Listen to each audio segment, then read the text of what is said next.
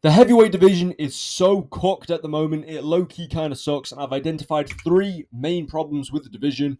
We're going to go through these three main problems, and I'm going to try and, come up with a way that we can maybe help the division in some way. Starting off with problem number one, there's no depth. There's no depth to the division outside the top five. So we look at the top five, all of them could fight for the title and possibly win it. We look outside of that, we got Waldo Cortez Acosta, he's alright. Tybora is just a guy who fraud checks people. Spivak's pretty mid. Derek Lewis, he's alright, 42 years of age. We look outside the top 10, it's just a bunch of slop. You know what I mean? It's just slop. There's no depth to division whatsoever. Compare this to other divisions. Not only are the fighters better, but there's much more depth in the divisions. You can have more fights that actually people want to see. No one really wants to see fucking Sergey Spivak versus Mick Parkin. You know what I mean? Number two kind of links into number one, and that's there's no real prospects. We have Mick Parkin, who was undefeated. He's coming off a loss to Tybora, and he lost in the worst possible way as well, because it's not like Tybora just chinned him. He got beaten over the course of 3 rounds to a split decision, which I thought Parkin won personally, but it's not a good look going to a split decision with Marcin Tybora. Talashin Teixeira, he's coming off a 30-second KO loss to Derek Lewis. Derek Lewis chins him inside 30 seconds. We thought this guy was some master kickboxer who's going to save the heavyweight division. He didn't. Walter Walker's pretty good. He's heel hooked 3 back-to-back heavyweights. He got schooled on the feet by Lucas Bursky. Lucas Bursky is terrible. And the reason why I think this is because no real heavyweight-sized guys are training MMA. If you're an athletic guy who's 6'4", 6'5", 6'6", 6'7", you're not training MMA. You're not thinking, yeah, let me go become world heavyweight champion. You're probably thinking basketball. If you're athletic, you're thinking basketball, NFL, maybe normal football if you live in Europe. You're not thinking, let's go become heavyweight champion. And I'll show you some examples here.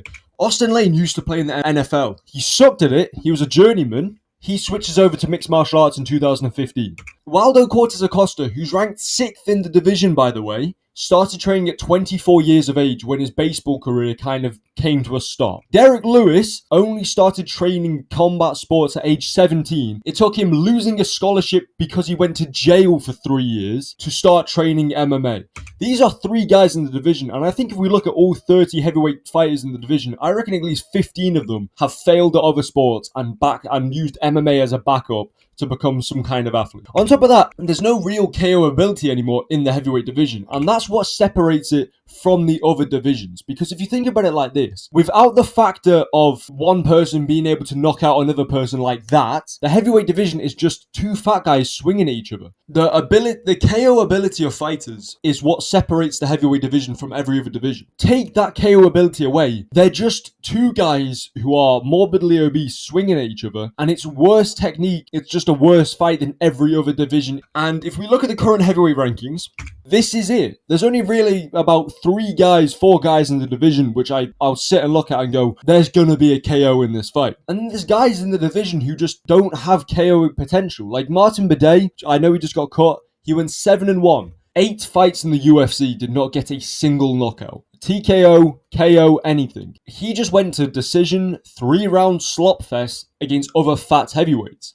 And realistically, nobody wants to watch that. Without the ability of getting a KO, it's just 3 rounds slop fests of 2 morbidly obese guys throwing hands. So with all 3 of these things mixed together, it makes a division which is pretty much beyond saving. The heavyweight division at the moment is almost impossible to save. I know I said at the start of the video we're going to talk about things that we can do to try and improve the heavyweight division. There's not really much we can do about any of this. Maybe try and get younger guys who are heavyweight-sized guys into MMA, who are actually like athletic and good and have potential. But other than that, there's not really much else we can do. We can try and steal from other divisions. So the light heavyweight division, there's a few guys in there who probably move up. Alexander Rakic could move up. Johnny Walker could move up. But for lack of KO ability, you can probably just cut the guys who don't get round 1 KOs, like Martin Bidet. They cut Mohammed Usman as well, after he went to that fucking 3-round slot fest against Hamdi Abdul Wahab, where he looked like he didn't even have a fucking ACL anymore. But that's really about it. The division is cooked and needs new prospects who actually train MMA, who aren't just former American football guys, who failed at their sport and just back up on MMA because they want to be an athlete, but they're not good enough to make it in any other sport. So that's it for this video. Let me know what you think. Tom Aspinall is going to dominate division for about 3 whole years. He's going to leave, and then it's just going to be shit. If Tom Aspinall leaves this division now, it's cooked. I'll see you in the next video. Goodbye.